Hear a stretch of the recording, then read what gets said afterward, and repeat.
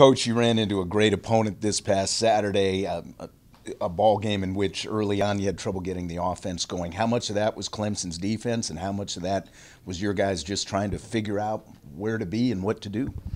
Well, I think a big part of it dealt with Clemson's defense, that they have tremendous players. They did a nice job as far as defending us.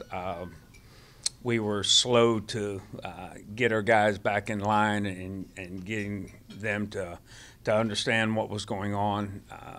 Way too many 3-and-outs early. I think our defense played extremely hard, played well. Eventually they got wore down. We did better at the end of the first half. Had a big play on them, took it down. Figured out a couple things that we felt would help us, and in the second half we were able to move the ball, but really struggled all day, and the credit goes to their defense and their coaches. They did a great job. You elected to go with Brandon Goodson as quarterback. I know you've said a number of times that all four quarterbacks are kind of close. Right. What was the decision?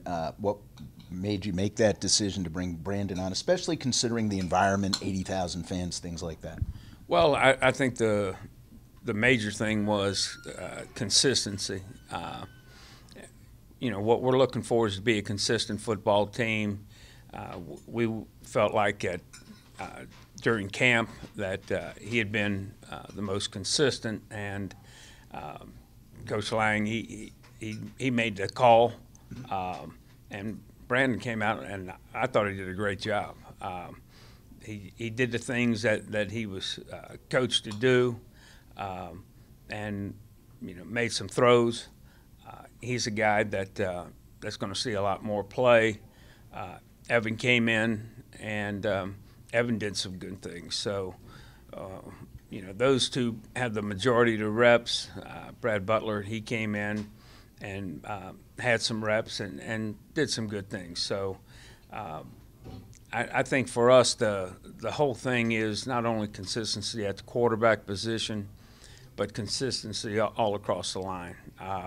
You look at our receivers, you look at our backs, you look at our offensive line, there's room to improve. On defense, E.J. Speller, your starting nose tackle, went down with an injury. Chris Boudreaux, who backs him up, is already injured. So who may get the call this week against Tennessee Tech at the nose spot? Well, I'd like to say that E.J. is going to make it back, but that's probably not true. I'd like to say Boudreaux is going to make it back, but that's not true, and so I'm not going to lie to you. As far as letting you know who those other guys are, I'll let you know game time. You do have quite a few freshmen that got in against Clemson. Yes. How did they play? How did they handle the whole environment, playing your first ever game against a team like that? They did extremely well. After they figured out that you can't play high against Clemson, and they got their pads down, they did a nice job. They got in the position that they needed to get in, and they hunkered down and established a line of scrimmage and did a good job. You get Tennessee Tech this week. They just played Houston in their opener, scored 24 points. They gave up 56. Let's start with their offense. What do they like to do? Do they resemble a team we've played at all in the last year or two? I think they're offensively very similar to a lot of the teams that you see nowadays. Spread, they're running some option with Ayers and throwing the football.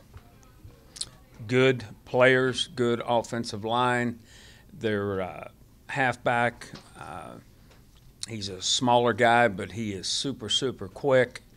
They have some receivers that can get down the field as well. You look at their defense, it's kind of like ours.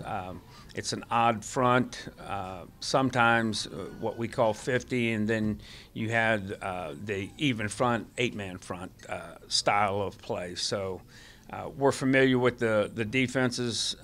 We'll work more defenses than just those two, but those are the main ones that we've seen.